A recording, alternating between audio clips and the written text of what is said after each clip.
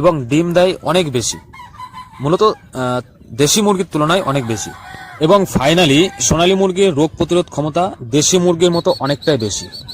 আর রোগ প্রতিরোধ ক্ষমতা যদি বেশি হয়ে থাকে, অর্থাৎ রোগের পিছনে আমার কিন্তু মেডিসিন খরচা কিন্তু অনেক কম হয়ে থাকবে, সেক্ষেত্রে মেডিসিনে যদি কিছু পয়সা সেভ হয়ে যায় তাহলে সেই পয়সাটাই কিন্তু লাভের আকারে দেখা দেবে। তো হলোটা কি, খাবারে কিছু পয়সা সেভ হয়ে যায় এবং মেডিসিনে কিছু পয়সা সেভ হয়ে যায় এবং মৃত্যুর হার কিন্তু অনেকটাই কম, ইমিউনিটি পাওয়ার অনেকও বেশি। এবং আমাদের যে পরিবেশ, আমাদের এই পরিবেশে কিন্তু খাপ খাইয়ে সোনালী মুরগি বেড়ে উঠতে সক্ষম। তবে বিশেষ